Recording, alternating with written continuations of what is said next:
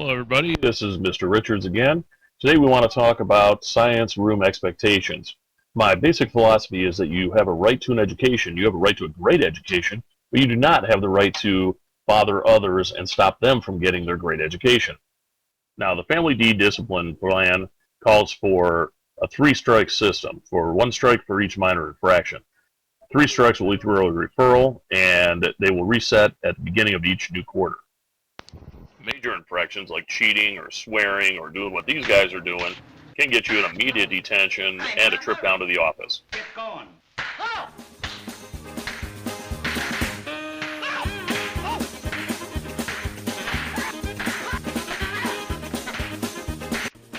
Oh, my neck. Let's feel now. All right, that's good.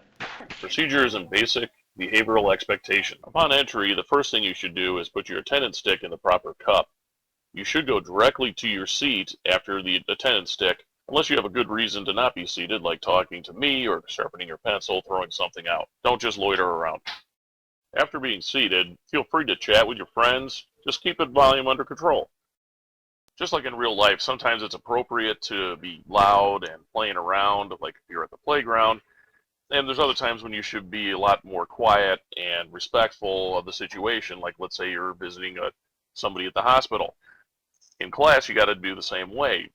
Different activities will demand different levels of noise and behavior. When working on a lab, you definitely will be talking with your partners. However, you should not talk to or bother other groups of students, and you should stay in your lab group. Don't wander around. And don't mess with other people's labs like this guy.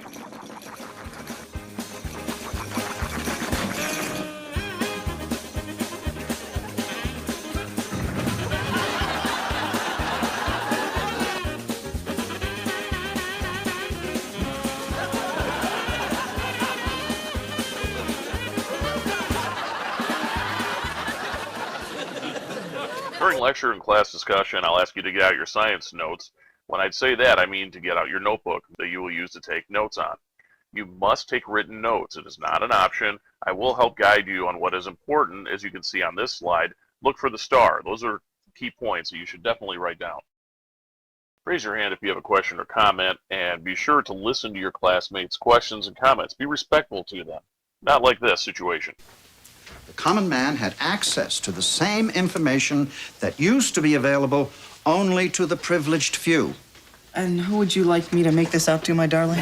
Gentlemen, might I interrupt your press junket? There's some learning going on here.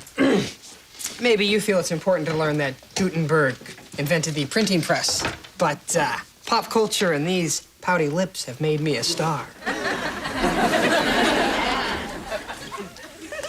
I'm going to try to put this as kindly as possible.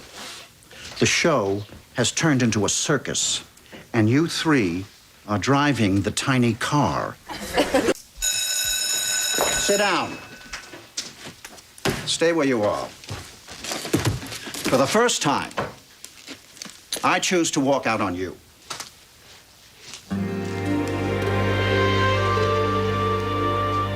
When you take a quiz, you should use books to build a fort that's going to block your paper from other students' views.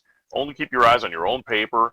Talking is definitely not acceptable, even if you have finished your test. Make sure you have some quiet work you can work on, and of course, do not cheat.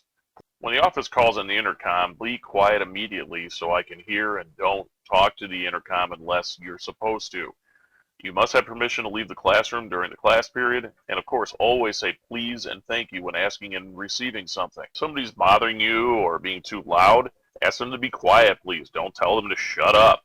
And of course, science is not the place to be talking about dating. What do we got here, ladies? Do you think Billy likes me? We got a Billy in here? Yeah? Billy, you like her? No. That's no good. Does anybody like this girl? You, sir. Hey, not exactly DiCaprio, but take it. All right, well, now eliminate's over. Thanks for watching. We'll see you next time.